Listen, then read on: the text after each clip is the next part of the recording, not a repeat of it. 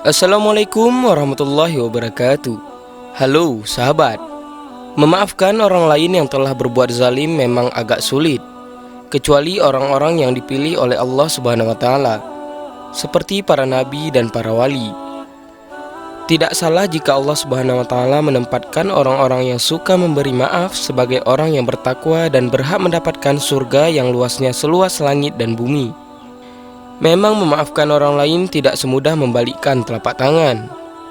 Kadang butuh waktu yang sangatlah lama untuk memaafkan orang lain karena harus berusaha menutup luka akibat perbuatan buruknya. Orang yang berhati pemaaf adalah mereka yang memiliki keikhlasan yang sangatlah tinggi. Bagi mereka, kehidupan dunia tidak akan terlepas dari orang-orang yang zalim dan suka menyakiti. Oleh sebab itu, jika disakiti, dengan mudahnya mereka memaafkan orang yang telah menyakitinya, terlepas dalam hatinya tersimpan luka atau tidak. Karena isi hati hanyalah si pemberi maaf sendiri dan Allah Subhanahu wa taala yang tahu. Jika orang yang menyakitinya mengulangi perbuatan buruk yang sama, maka mereka akan selalu mendoakannya semoga mendapatkan hidayah. Pada hakikatnya, orang yang paling kuat adalah orang yang dapat memaafkan orang lain.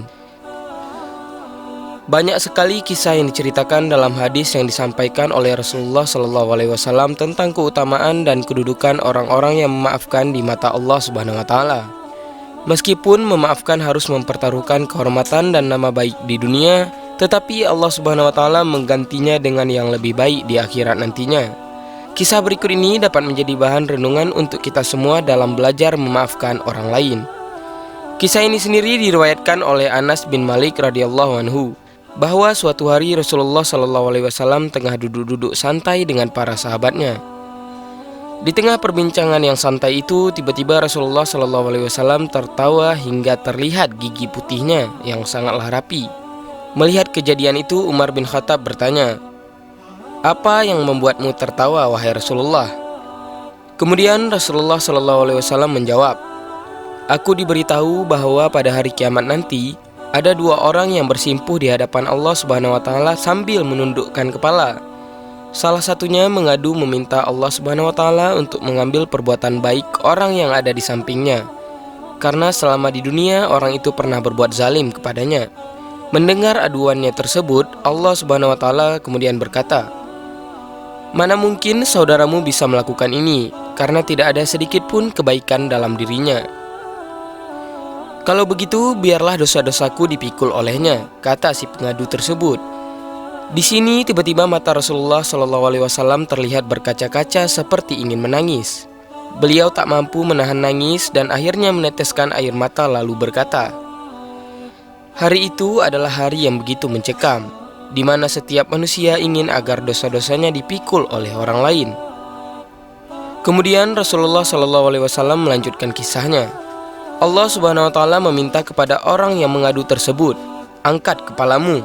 Orang itu kemudian mengangkat kepalanya dan mengatakan, "Ya Allah, aku melihat di depanku ada istana-istana megah yang terbuat daripada emas.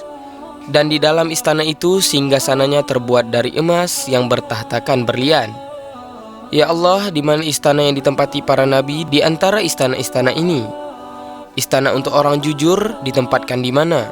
Dan istana untuk orang yang mati syahid ada di mana?"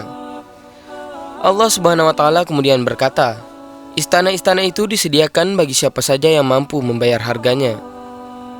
Orang itu penasaran lalu bertanya, "Ya Allah, siapakah orang yang mampu membayar harga istana-istana itu?" Kemudian Allah Subhanahu wa taala menjawab, "Engkau pun mampu membayar harganya." Orang itu terheran-heran sambil berkata, "Wow, ya Allah, bagaimana caranya aku bisa membayarnya?" Allah Subhanahu wa taala menjawab, "Caranya dengan engkau memaafkan kesalahan saudaramu yang duduk di sebelahmu itu, yang telah engkau adukan kezalimannya kepadaku." Orang itu lalu berkata, "Ya Allah, baiklah, akan aku maafkan segala kesalahannya." Allah Subhanahu wa taala kemudian berkata lagi, "Kalau begitu, peganglah tangan saudaramu itu dan ajaklah ia masuk surga bersamamu." Setelah menceritakan kisah tersebut, Rasulullah SAW kemudian bersabda, "Bertakwalah kalian kepada Allah Subhanahu wa taala dan hendaklah kalian saling berdamai. Sesungguhnya Allah Subhanahu wa taala mendamaikan persoalan yang terjadi di antara kaum muslimin. Sungguh tinggi kedudukan orang yang memaafkan kesalahan orang lain.